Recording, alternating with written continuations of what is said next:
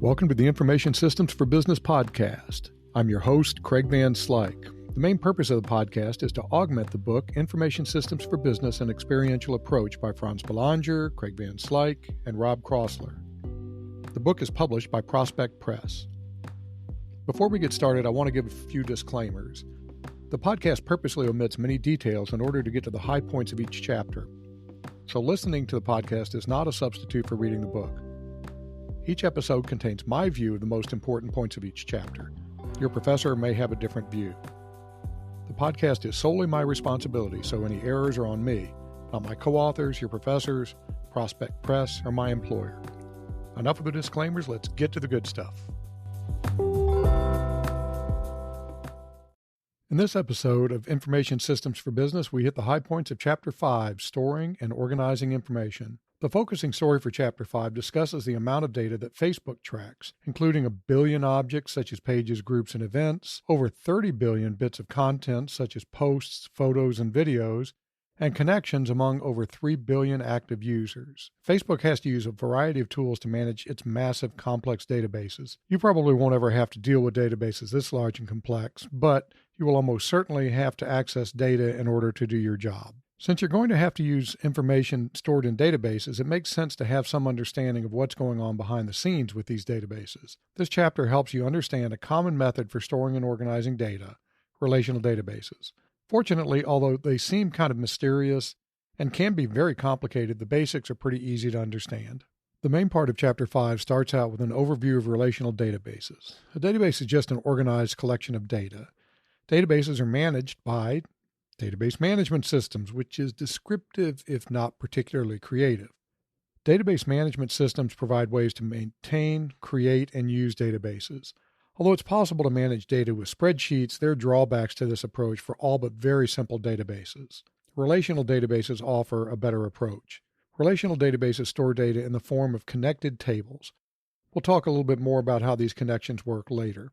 After introducing you to the basic concept of relational databases, the chapter goes over a common method for representing the structure of these databases using something called entity relationship diagrams. Next, Chapter 5 briefly discusses online databases and then gives a short introduction to a concept called big data.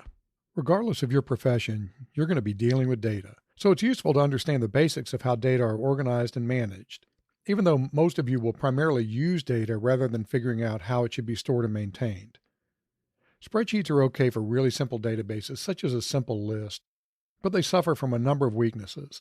These include unnecessary data duplication, which is the cause of a lot of the other problems, the potential for inconsistent data, such as having 2 spellings for someone's name. Believe me, this is a problem if your last name has a space in it like mine does. Difficult data retrieval and search, poor data integrity, and difficulty in integrating different data elements such as customers and orders. Relational databases solve these problems by organizing data in the form of connected tables. Tables are made up of records, which are shown in rows, that contain fields, which are shown in columns. If you picture a list with one thing like a customer on each row and a different characteristic such as a company ID or company name in each column, you've got the basic idea.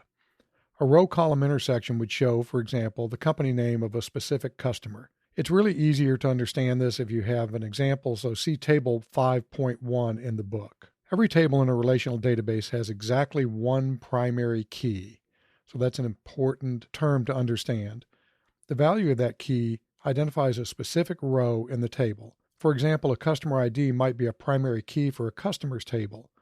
You can identify a specific customer by their customer ID. Relational databases work through a cross-referencing system in which a value in a row of one table acts as a pointer to a specific row in a related table. The pointer is known as a foreign key. Foreign keys point to primary keys in a related table. I know this sounds really complicated, but it's really not all that tough to understand if you see it visually.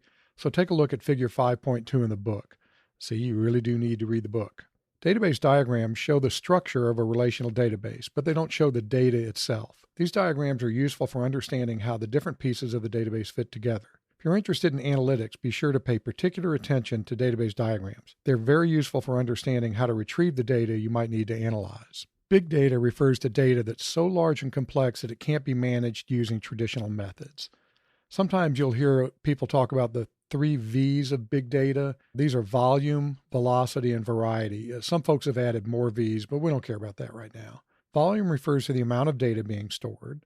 Velocity refers to how quickly the data moves through the particular system. Variety refers to the number of different data sources and data types that provide the data that needs to be stored. So you might imagine there's a lot more to big data, but that's enough for now. Here are the big things to remember for Chapter 5. Many of you will need to understand how relational databases are structured in order to perform data analysis tasks. Relational databases are a common way to store data in a way that avoids data integrity problems. Relational databases store data in a system of interrelated tables with pointers called foreign keys that refer back to primary keys in related tables. Big data is an important emerging aspect of data management and use.